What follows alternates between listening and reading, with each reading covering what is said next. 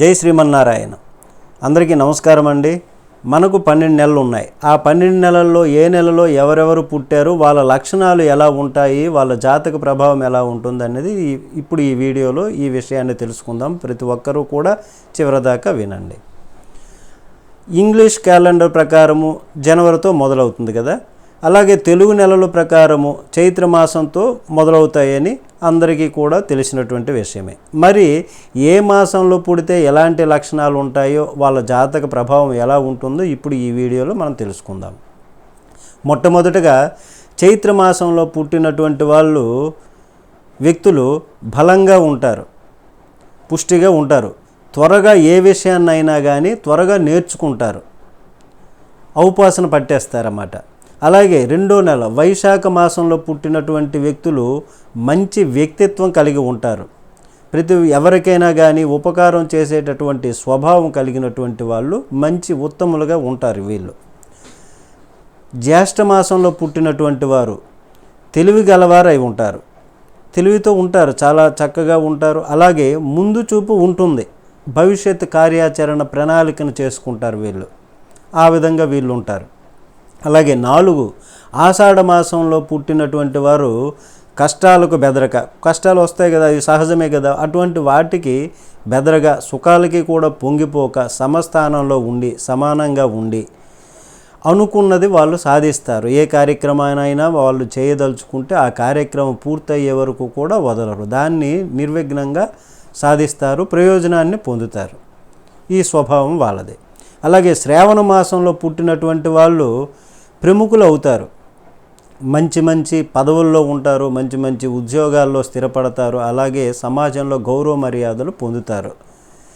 వీళ్ళు సాంప్రదాయంగా ఉంటారు, 10 మందికి కూడా సేవ చేసేటటువంటి ఉత్తములుగా ఉండి ఎవరికి వీళ్ళ వలన అపకారం ఉండదు, సాంప్రదాయంగా జీవిస్తారు వీళ్ళు. భాద్రపద మాసంలో పుట్టినటువంటి వాళ్ళు చాలా అందంగా ఉంటారు, యాక్టివ్గా ఉంటారు, నలుగురిలో కలివిడిగా ఉంటారన్నమాట, చక్కగా ఒదిగిపోతారు. ఆశ్వయుజ మాసంలో పుట్టినటువంటి వాళ్ళు దయగలవారై ఉంటారు, ఇతర వ్యక్తుల మీద, ఇతర ప్రాణుల మీద దయ కలిగి వాళ్ళకి కూడా సహకరించాలన్నటువంటి సద్బుద్ధితో వీళ్ళు ఉంటారు. విశాలవంతమైనటువంటి జీవనం గడుపుతారు, చక్కగా సంతోషంగా హాయిగా జీవనం గడుపుతారు, ఉన్నదాంతోనే సంతృప్తిగా గడుపుతారు. కార్తీక మాసంలో పుట్టినటువంటి వాళ్ళు మంచి మాటకారులై ఉంటారు, ప్రతి ఒక్కరిని కూడా వాళ్ళ మాటలతో పడేస్తారు. వీళ్ళు కూడా మంచి వ్యక్తులుగా తీర్చిదిద్దబడతారు, ఎదుటివారిని సులువుగా ఆకట్టుకుంటారు. వీళ్ళతో ఎవరైనా మాట్లాడితే ఇంకా మాట్లాడాలి అనిపిస్తుంది అన్నమాట.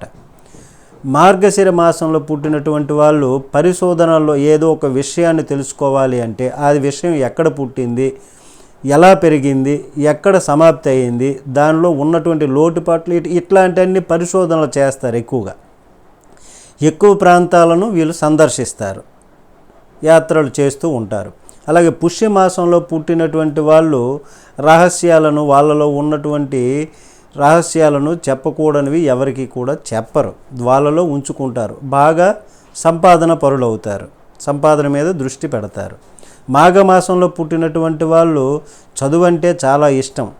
మరి చదువు అంటే ఇష్టమైనప్పుడు విజ్ఞానం కూడా వీళ్ళకు ఉంటుంది, ఆధ్యాత్మికంగా కూడా దృఢపడతారు, బలపడతారు, మంచి ఆలోచనలు చేస్తారు, మంచి ఉన్నత స్వభావాలతో ఉండి ఉన్నత మార్గాలలో ఉంటారు వీళ్ళు. పాల్గొన మాసంలో పుట్టినటువంటి వాళ్ళు ఎలా ఉంటారంటే కుటుంబాన్ని ఎక్కువగా ప్రేమిస్తారు, కుటుంబ సభ్యులతో ఎక్కువగా గడపడానికి చూస్తారు, కుటుంబ సభ్యులని ఆదరిస్తారు, గౌరవంగా చూస్తారు, ప్రేమిస్తారు. వీళ్ళు అదృష్టవంతులు అవుతారు, వీళ్ళకి అదృష్టం కలిసి వస్తుంది. కాబట్టి ఈ 12 నెలల్లో ఏ నెలలో పుట్టారో మీకు ఎలా ఉంటుందో అన్నటువంటి జాతకాలను ఇప్పుడు ఈ వీడియోలో చెప్పడం జరిగింది. ప్రతి ఒక్కరూ సబ్స్క్రైబ్ చేయకపోతే సబ్స్క్రైబ్ చేయండి. జై శ్రీమన్నారాయణ.